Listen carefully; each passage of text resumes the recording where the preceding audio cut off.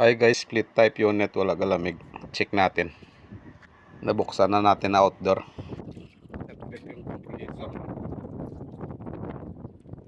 Nag-trip compressor, sobrang init.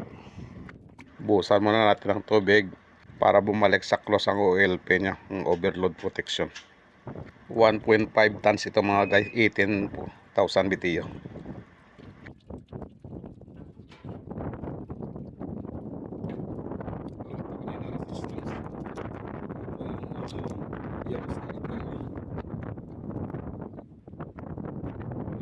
$50 microfarad ang kapasitor niya, mataas ito sa 1.5 tons mga guys. Kaya nagtitrip ang compressor, mataas ang kapasitor, ang kaparad niya.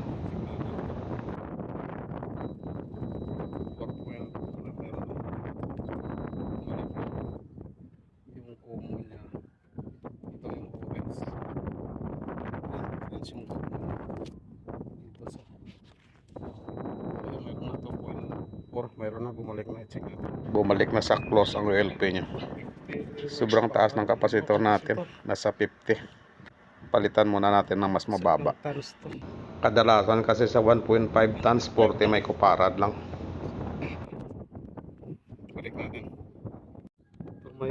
Ito may 40 microfarad tayo.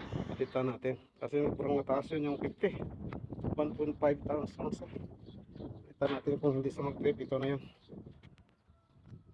Napitan na iba eh. Palitan natin.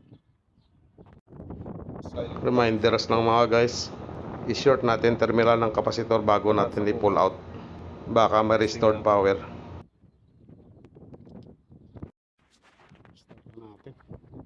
Sobrang init. Start na natin. Yan, gumana na.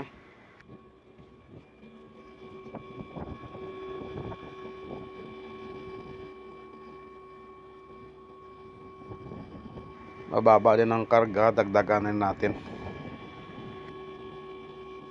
Isa pa ito na dahilan, mababa ang karga, kaya nagtre-trip.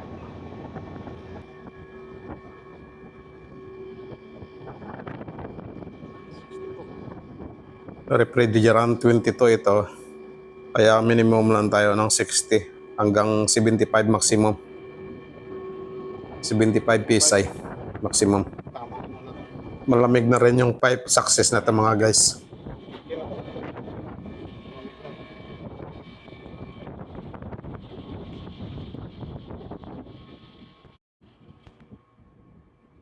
Nasa 10.1 pa rin ang pirahe niya. Okay na to. 10 amperes ang pirahe natin, tama lang. Wala naman leak eh. Nilik test natin ang sabon, wala man leak. Kung may leak, magbubbles yan. Wala man, pakilala, wala. Nasira na natin sa indoor. Thank you for watching mga guys. Okay na.